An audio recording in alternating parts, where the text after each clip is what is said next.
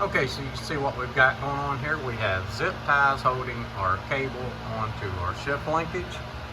The bad part about this situation is those zip ties aren't going to hold forever. They are eventually going to break. There's too much movement between the shift lever and the shift cable. Oh yeah, and one more thing before you start on this vehicle. Anytime that you're working on a shift cable, make sure that you chalk your wheels and set your emergency brake.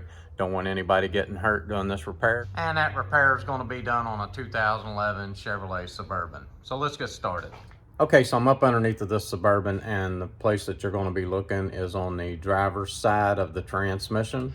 And when you look up at where your shift linkage hooks up to your shift cable, you can see that there is nothing there for the cable to hold on to.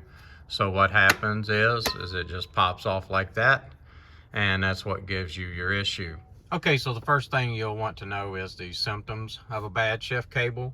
So symptoms could be like this. You may be able to start the vehicle up, but when you pull the shifter down, there's nothing. The shifter just moves back and forth without any resistance at all, as if you have no gears.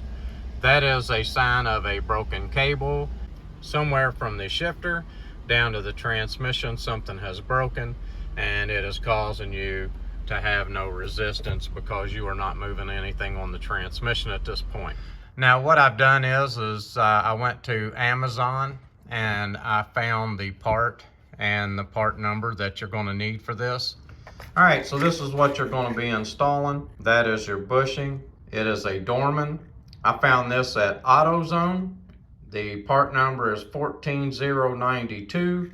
And the reason that I feel like you should go to my quick link below in Amazon is because they have a short video on how to install this bushing. Makes it real easy, and they do a really good job explaining how to install it. So check that out. Okay, so everybody kind of installs these different, but what I like to do, I like to take a pair of pliers and I like to just install that bushing by pushing in on the bushing like that. What you want to watch out for is once you get it installed, you would just want to look at the back side and make sure that the bushing went in to the groove the way it was supposed to.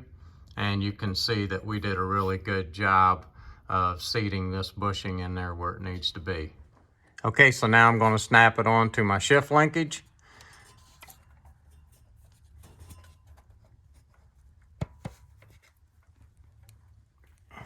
Okay, so we got the bushing in. Everything looks good. I want to get back in the vehicle. I'm going to pull it down into gear 2 or 3 times and put it back up into park. If your indicator does not line up with the gears correctly, if you're in reverse but it's showing neutral or something like that, I'm going to show you real quick.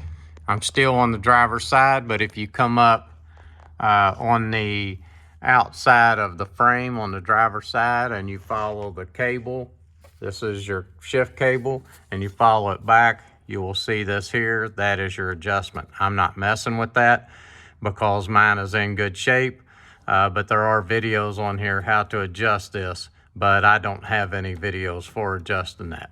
But that's how you would adjust it. Okay, so we're back in the vehicle.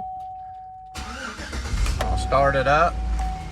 I'm gonna try to watch my indicator as I'm moving the shifter.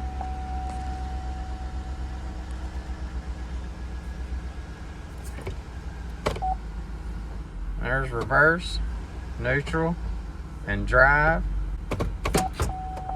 Okay, so that's how you repair the bushing on the end of your shift cable. This is Cold Man's Auto. Please like and please subscribe.